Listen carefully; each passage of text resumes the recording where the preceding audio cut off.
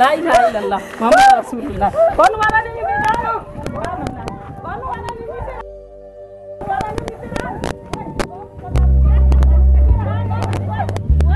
Kon wala ni mi daro. Wala lan nawo ko cerno. Yimba wala lan. Wala lan kon wari mi bingel. Oy oy. Wala ko ba tangal wala lan. Wala lan. Wala lan.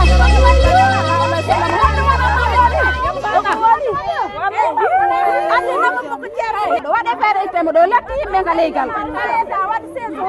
wade fere item mo do tampini yimɓe nga legal o ɗo waɗi ɓikkoy nayi ko maƴini nga legal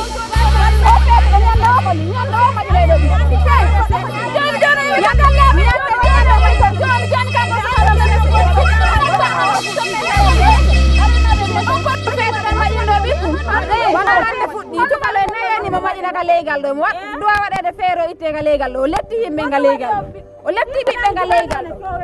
joni joni wiide so tawama min ka galle amin o feete ɗo oɗo waɗi cukalo e nayo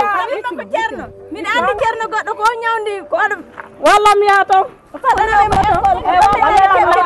bisuɗiya seeɗa yeeƴo wonto ceerno woni wonto laawol ngol walla men ko ga men tampi walla men ko ceerno woni wonto ceerno woni onto walla men min gela men tampi walla men gela men tampi wonto ceerno woni ceerno ni bismillah bismillah me ngaddingel ɓinguel amen gilankingel faɗɗe tan ngel faɗɗe ɗo maƴini bismillah bismillah eyi kono walla cukalo e koye ɗo bismillah bismillah bismillah ceerno men e andirmanore ceerno wallu men ceerno ɓinguel amen tampiɗe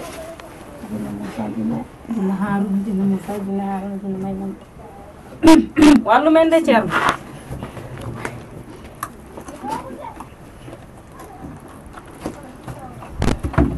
ouais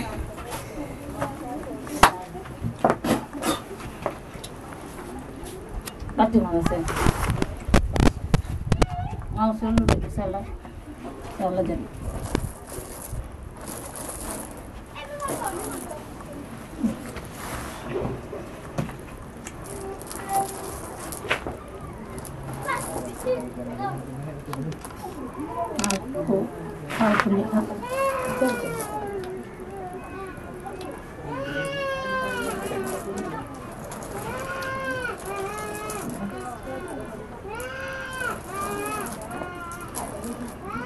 soxalama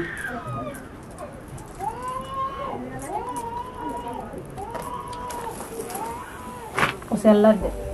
o sellay salla de a wallu men ɓe waɗari ɓeɗo ɓe wawi sukaaɓe nayi addama ɗo ɓe feeti ɗon maƴini sadaka kono ko kamɓe walli ɓe wallu men ɓe wawi ɗo yakkude ɓe de ɓe hoolaka leegal ko ɗum woni sadaka makko a dogo a gannoya gertogal dane o tampini feewi oɗo ko seede ɓiɗɗo Maymuna ari ɗon komi wallimo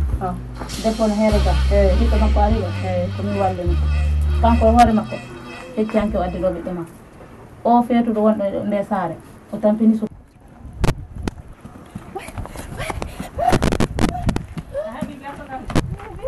a heeɓi gertogal ngal eyo ceerno eno gertogal sadaka on noon ko gertogal ino gertogal danewal a hino ɗo walle men ki samme ngeɓa lekki cukale nge sella joni omo wondi noon e jinna e bomɓe ukkidirimo e feetuɗo eyo kono ɓawi on waɗi gertogal ngal sadaka ma o immo salla a walle men ɗo ceerno Allah walla ɓen hoolori en ɗo ceerno eyi ɓen hoolori kay ko seede oɗo ko ɗottini ɓe arbi ɓe ginni ɗo walli ɗo tigi tigi wona seeɗa ɗo wawi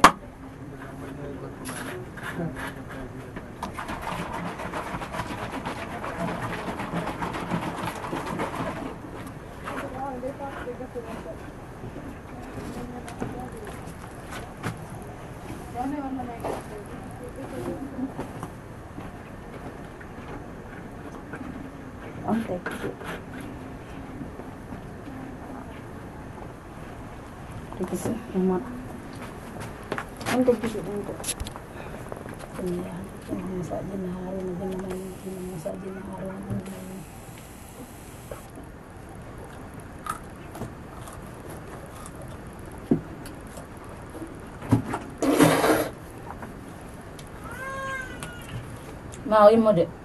o selledde salla jaɓe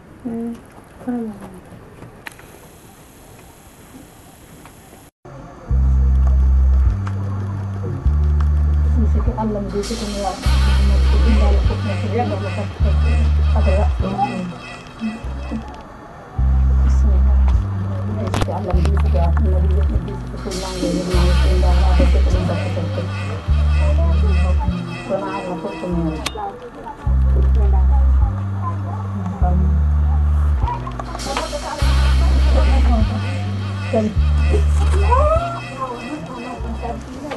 yo ayi ɓiɗɗo mama a yetti ɓiɗɗo mama o samoride o samori jarama ayi gertogal ngal maayi ngal gertogal mayama ko ɓiɗɗo ma hawra